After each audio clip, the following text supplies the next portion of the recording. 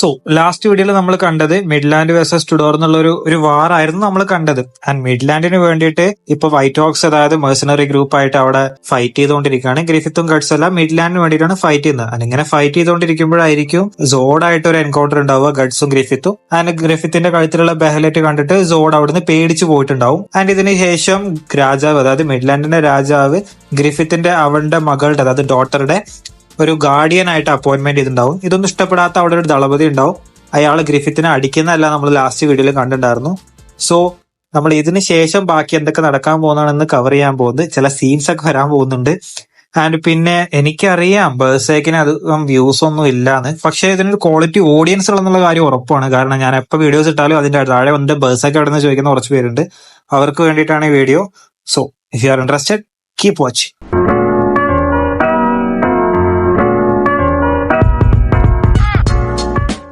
So last വീഡിയോയിൽ നമ്മൾ കണ്ടിട്ടുണ്ടായിരുന്നു പ്രിൻസസ് ചാർലറ്റ് വീഴാൻ പോകുമ്പോൾ ഗ്രിഫിത്ത് അവിടെ പോയി പിടിക്കുന്നതും ആൻഡ് ഇത് കണ്ട ഡ്യൂക്ക് അവിടുത്തെ തളപതി ഗ്രിഫിത്തിനെ വന്ന് അടിക്കുന്നതും. ആൻഡ് ഇതിന് ശേഷം ഇവിടുന്ന് സീൻ മാറുന്നുണ്ട്. കുറച്ച് സമയം കഴിഞ്ഞിട്ട് ഇവരുടെ ശരീരം എല്ലാം റെഡി ആവുന്നുണ്ട്. ഗ്രിഫിത്തിന്റെയും ഗഡ്സിന്റെ എല്ലാം ഒരുപാട് ഇഞ്ചേർഡ് ആയിരുന്നില്ല ലാസ്റ്റ് ഫൈറ്റിൽ. ആൻഡ് ഇങ്ങനെ എല്ലാം റെഡി ആയതിനു ശേഷം ഇവരൊരു വേട്ടയ്ക്ക് പോകുന്നുണ്ട്. വേട്ടയ്ക്ക് ചാർലറ്റ് എന്ന ആ പ്രിൻസസും വരുന്നുണ്ട്, ഒപ്പം ഡ്യൂക്ക് എന്ന ദളപതിയും വരുന്നുണ്ട്, ഗഡ്സും ഗ്രിഫിത്തും എല്ലാവരും പോകുന്നുണ്ട്. ഒപ്പം രാജാവ് ഉള്ളതുകൊണ്ടാണ് ഈ വൈറ്റ് ഹോക്സ് എല്ലാവരും പിന്നാലെ പോകുന്നത്, കാരണം അവർക്കൊരു പ്രൊട്ടക്ഷന് വേണ്ടിയിട്ട്. ആൻഡ് ഇങ്ങനെ പോകുന്നത് ഗഡ്സിന് ഒട്ടും ഇഷ്ടമുണ്ടാവില്ല. കാരണം നമ്മൾ എത്ര യുദ്ധം ചെയ്തതാ, ഇങ്ങനെ രാജാവിന് സംരക്ഷണം കൊടുക്കാൻ വേണ്ടിയിട്ടാണ് നമ്മൾ ഇത്ര യുദ്ധമൊക്കെ ചെയ്തത്, ഇതെനിക്ക് തീരെ ഇഷ്ടപ്പെടുന്നില്ല എന്നെല്ലാം ഗഡ്സ് പറയുന്നുണ്ട്. പക്ഷെ ഇവിടെ വൈറ്റ് ഹോക്സ് മെമ്പർ ആയിട്ടുള്ള ക്രോക്കസ് പറയും, നിനക്ക് വേണമെന്നുണ്ടെങ്കിൽ നീ പൊക്കോ, നീ വീണ്ടും പോയി അടിയുണ്ടാക്കിക്കോ, ഞങ്ങൾ ഈ ഒരു മൊമെന്റിന് വേണ്ടിയിട്ടാണ് ഇത്രയും നാളും പരിശ്രമിച്ചുകൊണ്ടിരുന്നെല്ലാം ക്രോക്കസ് പറയും. ആൻഡ് ഇങ്ങനെ ഇടക്കിടക്കുള്ള പോലെ തന്നെ ക്രോക്കസും ഗഡ്സും തമ്മിൽ ഇങ്ങനെ ഉരസിക്കൊണ്ടിരിക്കും. അപ്പോഴായിരിക്കും നമ്മൾ ഗ്രിഫിത്തിനെ കാണിക്കുന്നത്. ഗ്രിഫിത്തും ചാർലറ്റും സംസാരിച്ചുകൊണ്ടിരിക്കുകയായിരിക്കും. എന്താന്ന് വെച്ച് കഴിഞ്ഞാൽ ഇവൾക്ക് 16-15 വയസ്സേ ഉള്ളൂ. ഇവൾക്ക് യുദ്ധമൊന്നും തീരെ ഇഷ്ടമല്ല. അതുകൊണ്ട് തന്നെ അവളാകെ ബോറടിച്ച് നിൽക്കായിരിക്കും. അപ്പൊ ഗ്രിഫിത്ത് എന്ത് ചെയ്യുന്ന വെച്ച് കഴിഞ്ഞാൽ അവിടെ ഒരു മരത്തിലുള്ള ഇലകളെല്ലാം പറിച്ചിട്ട് അത് വെച്ചിട്ട് പീപ്പിളിയെല്ലാം ഉണ്ടാക്കി അവൾക്ക് കാണിച്ചു കൊടുക്കുകയായിരിക്കും. ആൻഡ് ഇങ്ങനെ ഇവരിവിടെ നിൽക്കുമ്പോഴായിരിക്കും ആരോ അഴിച്ചു വിട്ട പോലെ ഒരു കാട്ടുപന്നി അങ്ങോട്ട് നേരെ ചാർലറ്റിന്റെ കുതിരയുടെ അടുത്ത് വരുന്നത്. ആൻഡ് ഈ കാട്ടുപന്നിയെ കണ്ടതിന് ശേഷം ചാർലറ്റിന്റെ കുതിര ആകെ പാനിക്കാവും. കുതിര പാനിക്കായിട്ട് അവിടുന്ന് ഓടാൻ തുടങ്ങും. ആൻഡ് ഇങ്ങനെ പാനിക്കായ ഓടിയുടെ കുതിരയുടെ പിന്നാലെ തന്നെ ഗ്രിഫിത്തും പോകും, ഗ്രിഫിത്തിന്റെ കുതിര എടുത്തിട്ട്.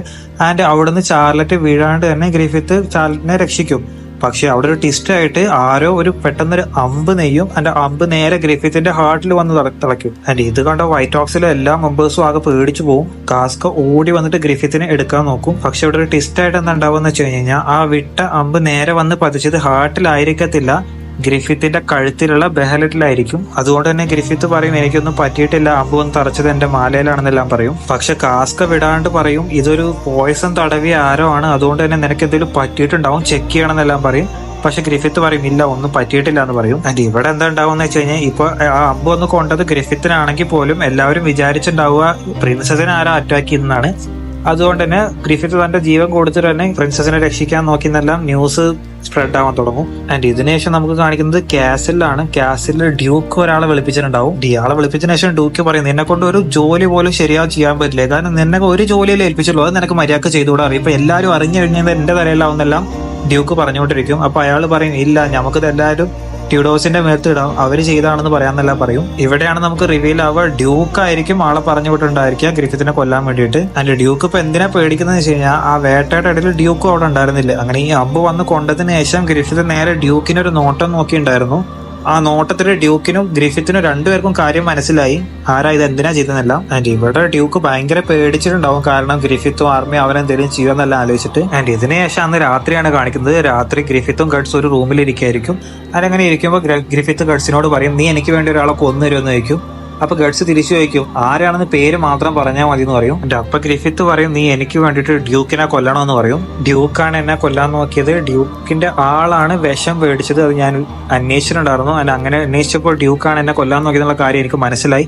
അതുകൊണ്ട് തന്നെ ഇന്ന് രാത്രി നീ ആരും അറിയാണ്ട് ഡ്യൂക്കിനെ കൊല്ലണമെന്ന് ഗ്രിഫിത്ത് ഗഡ്സിനോട് ആവശ്യപ്പെടും. ആൻഡ് ഗഡ്സും അതിന് ശരിയെന്ന് പറഞ്ഞിട്ട് ഗഡ്സ് അവിടെ നിന്ന് പോകും. ആൻഡ് ഗഡ്സ് നേരെ പോകുന്നത് പാലസിന്റെ മേൽക്കൂരയിലോട്ടാണ്. അങ്ങനെ മേൽക്കൂരയിൽ പോയിട്ട് നിന്ന് നോക്കും, ഡ്യൂക്കിന്റെ സ്ഥലം നോക്കാം. ഡ്യൂക്ക് എന്ത് ചെയ്തോണ്ടിരിക്കുകയെന്ന് വെച്ച് കഴിഞ്ഞാൽ ഡ്യൂക്ക് അവന്റെ മോന് ട്രെയിനിങ് കൊടുത്തോണ്ടിരിക്കുകയായിരിക്കും.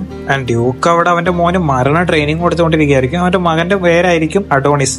ആൻഡ് എന്ത് പറഞ്ഞിട്ടാ ട്രെയിനിങ് കൊടുക്കണമെന്ന് വെച്ച് കഴിഞ്ഞാൽ, നീയാണ് അടുത്ത രാജാവ്, നീ ചാർലറ്റിനെ കല്യാണം കഴിക്കണം, അതിന് നീ ഭയങ്കര സ്ട്രോങ്ങർ ആയിട്ടുള്ള ഒരാളാവണം, അതുകൊണ്ട് തന്നെ നീ ഡെയിലി ട്രെയിനിങ് എല്ലാം എടുക്കണം എന്ന് പറഞ്ഞിട്ട് ഡ്യൂക്ക് ഭയങ്കരമായിട്ട് അഡോണിസിനെ ട്രെയിൻ ചെയ്തുകൊണ്ടിരിക്കുകയായിരിക്കും. ആൻഡ് ഇത് കണ്ട ഗഡ്സിന്റെ പാസ്റ്റ് എല്ലാം ഓർമ്മ വരും. കാരണം ഗഡ്സിന്റെ പാസ്റ്റ് എന്താണെന്ന് ഞാൻ ലാസ്റ്റ് ഒരു വീഡിയോയിൽ കവർ ചെയ്തിട്ടുണ്ടായിരുന്നു. ഐ ബട്ടണിൽ കൊടുക്കാം, കാണാത്തവർക്ക് ചെക്ക്ഔട്ട് ചെയ്യാവുന്നതാണ്. പിന്നെ അങ്ങനെ ഇത് കണ്ടിട്ട് ഗഡ്സിനെ ആകെ പാസ്റ്റ് എല്ലാം അങ്ങനെ റിമെമ്പർ ചെയ്തു. കാരണം ഗഡ്സിന്റെ സ്റ്റെപ്പ് ഫാദർ അവൻ ഇങ്ങനെ ട്രെയിൻ ചെയ്തുകൊണ്ടിരുന്നതല്ലേ. ആൻഡ് ഇതിന് ശേഷം ഗഡ്സ് നേരെ ഡ്യൂക്കിന്റെ റൂമിലോട്ട് പോകും. ഡ്യൂക്ക് ട്രെയിനിങ് എല്ലാം കഴിഞ്ഞിട്ട് ഡ്യൂക്കിന്റെ റൂമിലോട്ട് പോയിട്ടുണ്ടാവും. ഗഡ്സും പിന്നാലെ തന്നെ പോകും. ഗഡ്സ് പിന്നാലെ പോയിട്ട് ഡ്യൂക്കിനെ കൊന്നു കളയും. അതിന്റെ ഡ്യൂക്കിനെ കൊല്ലുമ്പോൾ ഡ്യൂക്ക് എന്തായാലും ഒച്ച ഉണ്ടാക്കില്ല. അങ്ങനെ ഒച്ച ഉണ്ടാക്കും. അങ്ങനെ അവിടെ ആൾക്കാർ വരുന്ന പോലെ ഗഡ്സിന് തോന്നും.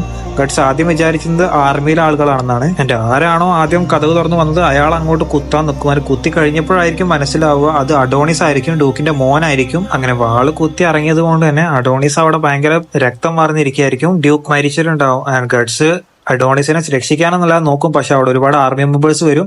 അങ്ങനെ രക്ഷപ്പെടണമെന്ന് ആലോചിച്ചിട്ട് അവിടെ ഉണ്ടായിരുന്ന എല്ലാ ആർമി മെമ്പേഴ്സിനെയും കൊന്നതിന് ശേഷം ഗഡ്സ് അവിടുന്ന് താഴോട്ട് വീഴും. അതായത് രക്ഷപ്പെട്ട് താഴോട്ട് വീഴും. ആൻഡ് വീണത് ഒരുപാട് ഹൈറ്റിൽ നിന്ന് ആയതുകൊണ്ട് തന്നെ ഗഡ്സ് അവിടുന്ന് അൺകോൺഷ്യസ് ആയി ബോധം കെട്ടുപോകും. ആൻഡ് അങ്ങനെ ഗഡ്സ് അൺകോൺഷ്യസ് ആയി കിടക്കുമ്പോഴായിരിക്കും അവന്റെ പാസ്റ്റ്, അതായത് അച്ഛനായിട്ടുള്ള ട്രെയിനിങ് എല്ലാം ഇങ്ങനെ നൈറ്റ് മെയർ പോലെ വന്നു പോകുന്നത്. ആൻഡ് അതിന്റെ ഒപ്പം തന്നെ സോഡും ഉണ്ടാവുക നൈറ്റ് മെയറിൽ. ആൻഡ് ഇങ്ങനെ കുറച്ച് കഴിഞ്ഞതിന് ശേഷം ഗഡ്സ് കണ്ണ് തുറക്കും. കണ്ണ് തുറന്നിട്ട് അവൻ ഭയങ്കരമായിട്ട് ഒരുമാതിരി ഡിപ്രഷനിലോട്ട് പോകും. കാരണം ഒരു ഇന്നസെന്റ് ആയിട്ടുള്ള ചെറുക്കൻ അവൻ കൊന്നില്ലേ, അതുകൊണ്ട് തന്നെ ഗഡ്സ് ഭയങ്കരമായിട്ട് ഡിപ്രഷനിലോട്ട് പോകും. ഡിപ്രഷനിലോട്ട് പോയിട്ട് നേരെ അതായത് വൈറ്റ് ഓക്സിന്റെ അടുത്തോട്ട് പോകും. വൈറ്റ് ഹൗസിന്റെ അടുത്തോട്ട് പോകുമ്പോൾ അവിടെ എല്ലാവരും ഡിന്നർ കഴിച്ചുകൊണ്ടിരിക്കുകയായിരിക്കും. അങ്ങനെ കാസ്ക അടുത്ത് ചോദിക്കും വേർ ഈസ് ഗ്രിഫിത്ത് എന്ന് ചോദിക്കും. അപ്പോൾ കാസ്ക പറയും അവ കൊട്ടാരത്തിൽ ഒരു പാർട്ടിയിലാണെന്ന് പറയും. ആൻഡ് ഈ പാർട്ടിയിലാണെന്ന് പറഞ്ഞതിന് ശേഷം തന്നെ ഗഡ്സ് അവിടുന്ന് അങ്ങോട്ട് പോകും. പക്ഷെ കാസ്ക പറയും ഞാൻ മുഴുവനായിട്ട് ഫിനിഷ് ചെയ്തില്ല എന്ന് പറയും. പക്ഷെ ഗഡ്സ് ഒന്നും കേൾക്കാണ്ട് ഒരുപാട് ഡിപ്രഷൻ അടിച്ചിട്ട് അങ്ങോട്ട് പോകും. അങ്ങനെ തിരിഞ്ഞു പോകുമ്പോഴായിരിക്കും കാസ്ക ഗഡ്സിന്റെ ബാക്കിലുള്ള ഇപ്പൊ ഫൈറ്റ് നടന്ന ആരോസ് എല്ലാം കുത്തി നിറച്ച് നിൽക്കുന്നത് കാണുന്നത്. ആൻഡ് ഇപ്പൊ കാസ്കയ്ക്ക് മനസ്സിലാവും എന്തോ വള്ളി പിടിച്ചിട്ടാണ് വന്നേക്കുന്നത് മനസ്സിലാവും. അതുകൊണ്ട് തന്നെ കാസ്കയും ഗഡ്സിന്റെ പിന്നാലെ പോകും. എന്നിട്ട് നേരെ പോകുന്നത് പാലസിലോട്ടാണ്. പാലസിലോട്ട് ഒരു പാർട്ടി നടക്കുകയല്ലേ, അതുകൊണ്ട് തന്നെ ഗ്രിഫിത്തും ചാർലറ്റും കൂടി സംസാരിച്ചിരിക്കുകയായിരിക്കും. അപ്പൊ ചാർലറ്റ് പറയും എനിക്ക് ഈ യുദ്ധമൊന്നും തീരെ ഇഷ്ടമല്ല, എന്തിനാണ് ആളുകൾ ഇങ്ങനെ യുദ്ധം ചെയ്യുന്നതെല്ലാം ചോദിക്കും. അപ്പൊ ഗ്രിഫിത്ത് പറയും മനുഷ്യരെല്ലാം ഫൈറ്റ് ചെയ്യുന്നത് ചില കാര്യങ്ങൾക്ക് വേണ്ടിയിട്ടാണ്. അവന്റെ ഫാമിലി, അവന്റെ വെൽത്ത് ആൻഡ് അവന്റെ പ്ലേസ്, ഇതിനെല്ലാം വേണ്ടിയിട്ടാണ് അവൻ ഫൈറ്റ് ചെയ്യുക. പക്ഷെ ചില കേസസിൽ മനുഷ്യന്മാര് അവന്റെ ഡ്രീംസിന് വേണ്ടി ഫൈറ്റ് ചെയ്യും. ആൻഡ് ആ ഡ്രീമാണ് ഈ ലോകം തന്നെ ഭരിക്കണം എന്നുള്ളത്. അങ്ങനെ ചിലർക്ക് ഡ്രീംസ് വരുന്നതുകൊണ്ടാണ് ലോകത്ത് യുദ്ധം ഉണ്ടാവുന്നത് പറയും. ആൻഡ് ഇങ്ങനെ ഭയങ്കര ഇന്റലക്ച്വൽ ആയിട്ട് ഗ്രിഫിത്ത് ഇങ്ങനെ സംസാരിച്ചിരിക്കുന്നതുകൊണ്ട് തന്നെ പെണ്ണ് ഫ്ലാറ്റ് ആവും. ചാർലറ്റ് ഇവന്റെ ഈ സംസാരത്തിൽ ഇങ്ങനെ വീണ് പോകും. ആൻഡ് ഇതിനുശേഷം ചാർലറ്റ് ചോദിക്കും നിന്റെ ഫ്രണ്ട്സ് എന്തിനാണ് എപ്പോഴും നിന്നെ തന്നെ ഇങ്ങനെ ഫോളോ ചെയ്തുകൊണ്ടിരിക്കുന്നതായിരിക്കും. ആൻഡ് അത് കേട്ടിട്ട് ഗ്രിഫിത്ത് പറയും അവരൊന്നും എന്റെ ഫ്രണ്ട്സ് അല്ല, അവരെല്ലാം ജസ്റ്റ് എന്റെ വർക്കേഴ്സ് ആണ്, അവരെല്ലാം എനിക്ക് വേണ്ടി വർക്ക് ചെയ്യുന്നവരാണ്. എനിക്കൊരു ഫ്രണ്ട് ഉണ്ടെങ്കിൽ അവൻ അവന്റെ ഡ്രീംസ് ഫോളോ ചെയ്യും, എന്റെ പിന്നാലെ നടക്കാണ്ട് അവൻ എന്താണോ ഡ്രീം ആയിട്ടുള്ളത് അത് അവൻ ഫോളോ ചെയ്തുകൊണ്ടിരിക്കുന്നു പറയും. ആൻഡ് എന്റെ ഈക്വൽ ആയിട്ട് ആരാണോ ഉള്ളത് അവനാണ് എന്റെ ഫ്രണ്ട് എന്നെല്ലാം പറയും. ഇതെല്ലാം ഗഡ്സ് കേട്ടോണ്ടിരിക്കുന്നുണ്ടാവും. ആൻഡ് ഇങ്ങനെ ഇവർ സംസാരിച്ചിരിക്കുമ്പോഴായിരിക്കും അവിടെ കൊട്ടാരത്തിലുള്ള സെർവൻസ് എല്ലാം അങ്ങോട്ട് ഓടി വന്നിട്ട് പറയും ഡ്യൂക്കിനെ ആരോ കൊന്നിട്ടുണ്ടെന്ന് പറയും ചാർലറ്റിനോട്. ആൻഡ് മരിച്ചത് ഡ്യൂക്ക് മാത്രമല്ല ഡ്യൂക്കിന്റെ മകനായിട്ടുള്ള അഡോണിയസ് മരിച്ചിട്ടുണ്ടെന്ന് പറയും. അങ്ങനെ വന്ന സെർവൻസ് എല്ലാവരും ചാർലറ്റിനെ അവിടെ നിന്ന് കൊണ്ടുപോകും. ആൻഡ് ഇതിനുശേഷം നമുക്ക് കാണിക്കുന്നത് അതായത് ഗ്രിഫിത്തിനെ കാണാൻ വേണ്ടിയിട്ട് ഗഡ്സ് വരുന്നുണ്ടാവില്ലേ.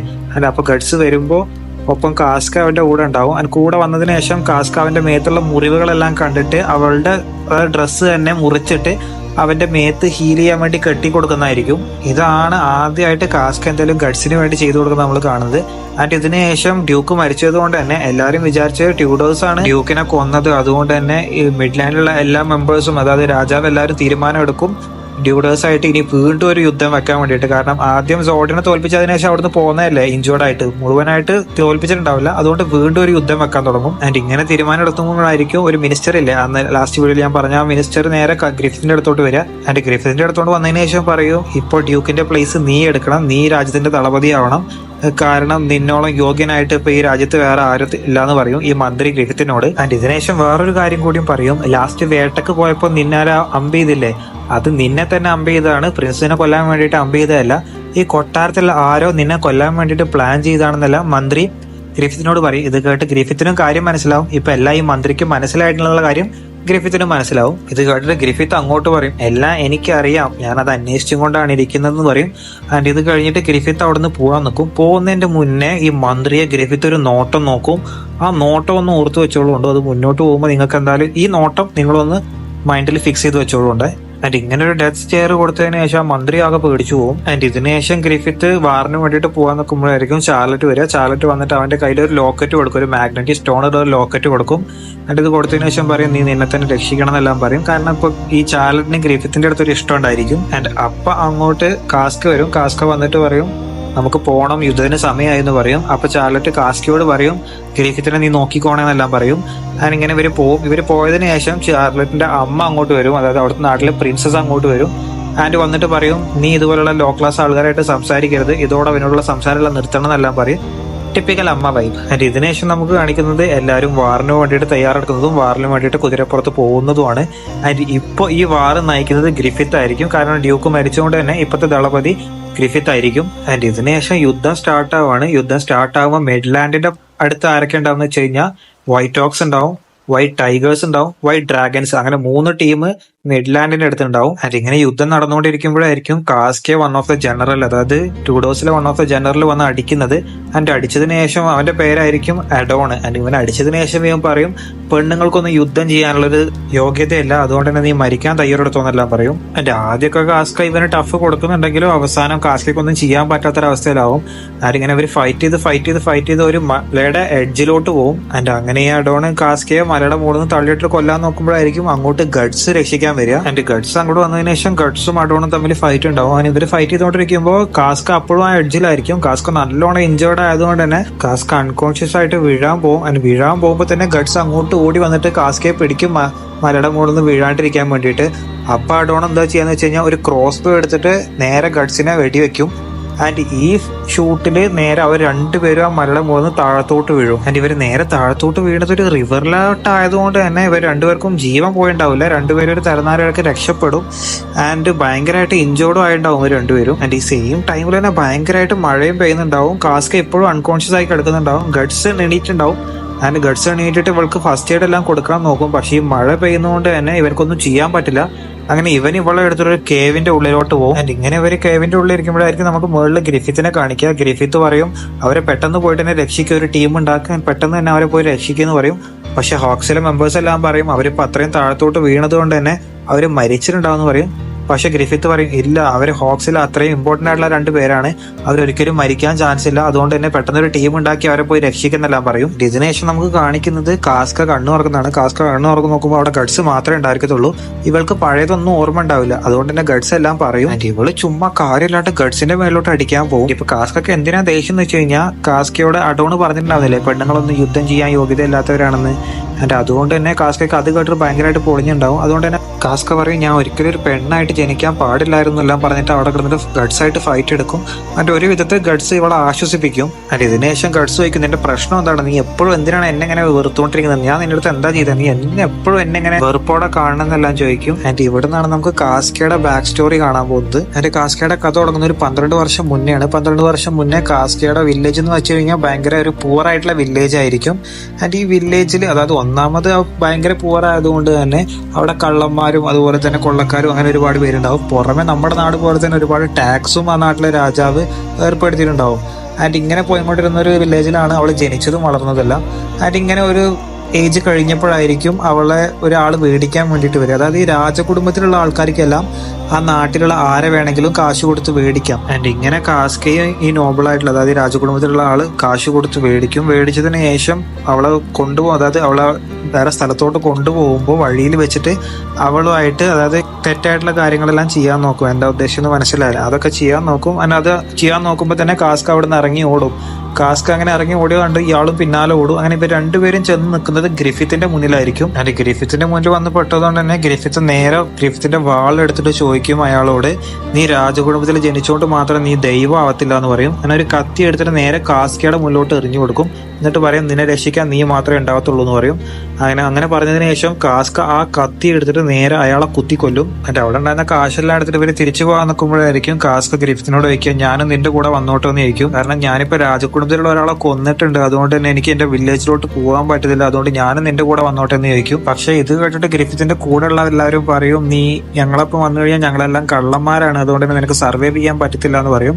ആൻഡ് ഇത് കേട്ടിട്ട് കാസ്ക പറയും ഞാനും ഫൈറ്റ് ചെയ്യാനെല്ലാം പഠിച്ചോണ്ടെന്ന് പറയും. ആൻഡ് അവസാനം ഗ്രിഫിത്ത് അക്സെപ്റ്റ് ചെയ്തിട്ട് കാസ്കയും അവരുടെ കൂടെ തന്നെ ചേരും. ആൻഡ് ഇങ്ങനെയാണ് കാസ്ക ഗ്രിഫിത്തിന്റെ ടീമിലോട്ട് ഫസ്റ്റ് ടൈം ജോയിൻ ആവുന്നത്. ആൻഡ് ഗ്രിഫിത്ത് ഇവിടെ എന്താ ചെയ്തുകൊണ്ടെന്ന് വെച്ച് കഴിഞ്ഞാൽ ഓരോരുത്തരായിട്ട് ചേർത്തിട്ട് അവന്റെ ആർമി ബിൽഡ് ചെയ്തുകൊണ്ടിരിക്കുകയായിരിക്കും. കാസ്ക വരുന്നതിന് മുന്നേ ആദ്യമൊക്കെ അവര് വെറും മോഷണം മാത്രമേ ഉണ്ടായിരുന്നുള്ളൂ. ഇനി ഇവളും വന്നതിന് ശേഷം അവര് ചെറുതായിട്ട് കാശ് കൊടുത്തു കഴിഞ്ഞ് കഴിഞ്ഞാൽ ആളുകളെ കൊല്ലുന്നത്, അതുപോലെ തന്നെ കാശ് കൊടുത്തു കഴിഞ്ഞ് കഴിഞ്ഞാൽ യുദ്ധത്തിൽ ഒരു മെമ്പേഴ്സ് ആയിട്ട് പോകുന്നത്, അങ്ങനെ ഓരോന്നെല്ലാം ചെയ്യാൻ തുടങ്ങും. ആൻഡ് ഇങ്ങനെ ഉണ്ടാക്കുന്ന കാശിൽ വഴിയിൽ വെച്ചിട്ട് ഏതെങ്കിലും നല്ല ഫൈറ്റേഴ്സിനെ വാരിയേഴ്സിനെ കണ്ടു കഴിഞ്ഞാൽ അവരുടെ ടീമിലോട്ട് റിക്രൂട്ട് ചെയ്യുന്നത്. അത് റിക്രൂട്ട് ചെയ്യാൻ വേണ്ടി അവർ തന്നെ ചോദിക്കും ഗ്രിഫിത്തിന്റെ അടുത്ത്, കാരണം അത്രയും നല്ലൊരു ടീമായിട്ടായിരിക്കും അന്ന് അവർ പോയിക്കൊണ്ടിരുന്നത്. ആൻഡ് ഇങ്ങനെ ഇവർ ഫൈറ്റ് ചെയ്തിട്ട് എല്ലാം ചെയ്തുകൊണ്ട് പോയിക്കൊണ്ടിരിക്കുമ്പോഴായിരിക്കും ഒരു ബാറ്റിൽ വെച്ചിട്ട് ഇവന്റെ ടീമിലുള്ള ഒരു ചെറിയ ചെറുക്കൻ മരിച്ചു പോകുന്നത്. ആൻഡ് ഇങ്ങനെ ഇപ്പൊ മരിച്ചു കിടക്കുമ്പോഴായിരിക്കും ഗ്രിഫിത്ത് പറയാം, ഞാൻ എന്റെ ഡ്രീംസിന് വേണ്ടിയിട്ട് നിങ്ങളെല്ലാം യൂസ് ചെയ്യാണ്, അതുകൊണ്ട് തന്നെ നിങ്ങളെല്ലാം ഓരോരുത്തരും മരിച്ചു പോകണമെന്നെല്ലാം പറയും. ഇങ്ങനെ ആദ്യമായിട്ടാണ് ഗ്രിഫിത്ത് ഒരാൾക്ക് വേണ്ടിയിട്ട് വിഷമിക്കുന്നത് നമുക്ക് കാണിക്കുന്നത്. ആൻഡ് ഇതിന് ശേഷം നമുക്ക് കാണിക്കുന്നത് പാലസിൽ നിൽക്കുന്ന ഗ്രിഫിത്തിനെയാണ്. കാരണം ഇവിടെ ജനോൺ എന്ന് പറഞ്ഞിട്ട് ഒരാളുണ്ടാവും. ഈ ജനോണിന് വേണ്ടിയിട്ട് കിടന്നു കൊടുക്കാനായിരിക്കും ഗ്രിഫിത്ത് വന്നിട്ടുണ്ടാവുക. കാരണം ഈ ജനോൺ എന്ന് പറഞ്ഞ ആളൊരു കുണ്ടനായിരിക്കും. ആൻഡ് ഇയാളുടെ അടുത്ത് ഭയങ്കര കാശുള്ളതുകൊണ്ട് തന്നെ ഗ്രിഫിത്തിന് ഇപ്പൊ കാശ് അത്രയും അത്യാവശ്യമുള്ളതുകൊണ്ട് തന്നെ ഗ്രിഫിത്തും കടന്നു കൊടുക്കാൻ വേണ്ടി പോകും. ഗ്രിഫിത്തിനെ കാണാൻ നല്ല ലുക്കല്ലേ. ആൻഡ് ഇതറിഞ്ഞ കാസ്ക ചോദിക്കും ഗ്രിഫിത്തിന്റെ അടുത്ത്, നീ എന്തിനാണ് ഇങ്ങനെയൊക്കെ ചെയ്യുന്നതെന്ന് ചോദിക്കും. ആൻഡ് അപ്പൊ ഗ്രിഫിത്ത് പറയും, എനിക്ക് പണമാണ് ഏറ്റവും വലുത്. കാരണം എന്റെ ഡ്രീം അച്ചീവ് ചെയ്യാൻ വേണ്ടിയിട്ട് എനിക്കൊരു വലിയ ആർമി വേണം. ആ ആർമി ഉണ്ടാക്കാൻ വേണ്ടിയിട്ട് എനിക്ക് പണം വേണം.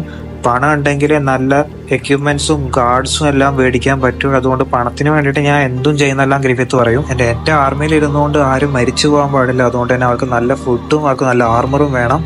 ആൻഡ് ഇൻ കേസ് എന്റെ ഡ്രീമിന് വേണ്ടിയിട്ട് അവർ മരിച്ചു പോകണമെന്നുണ്ടെന്നുണ്ടെങ്കിൽ അതായിരിക്കും എന്റെ ഏറ്റവും വലിയ വിഷമം എന്നെല്ലാം പറയും. ഇപ്പൊ ലാസ്റ്റ് ആ കുട്ടി മരിച്ചില്ല അതുപോലെ. ആൻഡ് അങ്ങനെ ഇവ ഓരോ കാര്യങ്ങളെല്ലാം പറഞ്ഞത് കേട്ടാണ് കാസ്കക്ക് ഇവളുടെ മേത്തൊരു ആരാധന വരുന്നത്, ഇവനൊരു ദൈവത്തിനെ പോലെ കാണുന്നതും.